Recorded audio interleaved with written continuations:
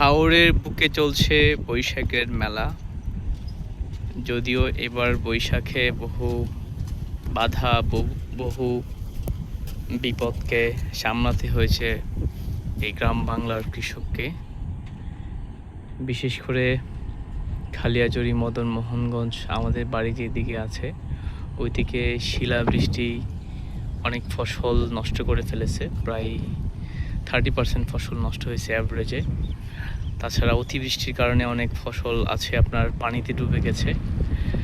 আর একটা major problem হচ্ছে ধান কাটার যে মেশিনগুলো আছে ওই মেশিনগুলো হচ্ছে অতিরিক্ত পানি থাকার কারণে আপনার ধান খেতে নামতে পারে না। অনেক সময় কাদার কারণে আটকে যায়, যে কারণে ওরা ভয় পায় নামতে। আর ধান কাটার মেশিন যেহেতু কাজ করে না, সেক্ষেত্রে আমাদের জানেন আপনারা যে এখন লোকবলের অনেক অভাবে কৃষক ধান কাটতে পারতেছে না।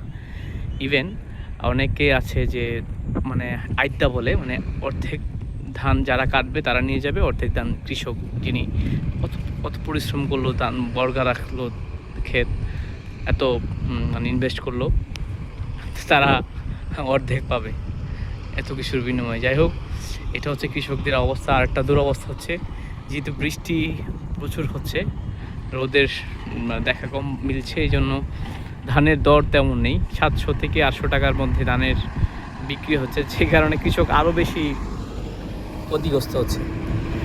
তো আমাদের গ্রাম বাংলার কৃষক প্রতিনিয়তই তারা মধ্যস্থভোগী আছে। সরকারের রেট যেটা দিয়েছে এই রেটে তো তারা পাচ্ছেই না, বরং আরও এর অর্ধেক রেটে তারা ধান বিক্রি করতে হচ্ছে। আর মধ্যস্থভোগী যারা আছেন, দালাল যারা আছেন, তারা এটার সুযোগ নিচ্ছে। তো আশা করি আমাদের কৃষক ভাইরা এই ফিউচারে সরকারের সহযোগিতা পাবে, অথবা আরও কীভাবে কৃষক ভাইদের ধান প্রযুক্তির সহায়তায় দ্রুততার সাথে কাটা যায় ওই প্রযুক্তি নির্মিত হবে এবং আমাদের কৃষক ভাইরা উপকৃত হবে।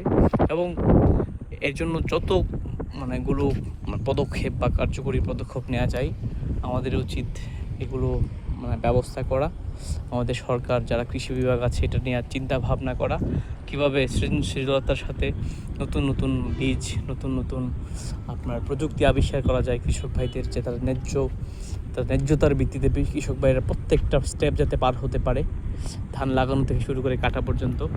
তো আমার সাথে যারা ছিলেন, এটা হচ্ছে কদমশ্রী হাওর, এটা পুল্লা ব্রিজ মতন। সকলেই ভালো থাকবেন, সুস্থ থাকবেন। আসসালামু আলাইকুম।